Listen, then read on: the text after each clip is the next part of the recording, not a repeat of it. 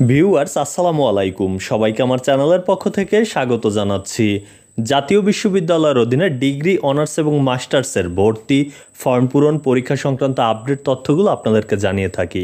তারই ধারাবাহিকতায় আজকের এই ভিডিওতে ডিগ্রি ভর্তির আপডেট তথ্য নিয়ে আলোচনা করব।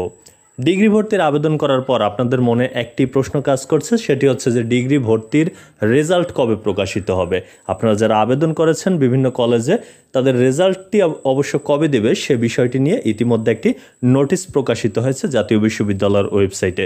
চলুন সেই নোটিশের বিস্তারিত অংশ থেকে জেনে নেওয়া যাক। অবশ্য কত তারিখ রেজাল্ট দিবে, কত তারিখের মধ্যে নিশ্চয়ন করতে হবে, কিভাবে ভর্তি হতে হবে, সেই সকল তথ্যগুলো। নোটিশে যে বিষয়টি বলা হয়েছে যে প্রথম মেধা তালিকায় স্থানপ্রাপ্ত শিক্ষার্থীদের অনলাইনে চূড়ান্ত ভর্তি ফর্ম পূরণ এবং এর প্রিন্ট অথবা পিডিএফ কপি সংগ্রহের তারিখ 4/11/2025 থেকে 16/11/2025 তারিখ। অর্থাৎ যে বিষয়টি যে 4 নভেম্বর বিকাল 4টায় কিন্তু প্রকাশিত হবে ডিগ্রি ভর্তির যে রেজাল্ট, সেই রেজাল্টটি। এবং এরপর যে কাজটি করতে হবে শিক্ষার্থীদের, সেই রেজাল্ট দেখার পর একটি নিশ্চয়ন কপি, অর্থাৎ যেটা হচ্ছে ভর্তি কনফার্মেশন যাকে বলে, সেই ফর্মটি পূরণ করতে হবে।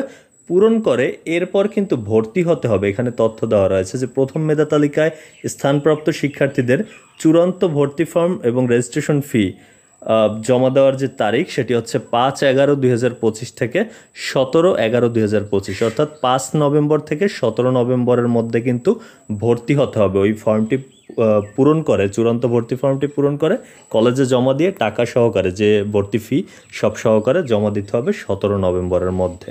তো এই ছিল তথ্যটি। এতক্ষণ সাথে থাকার জন্য অসংখ্য ধন্যবাদ।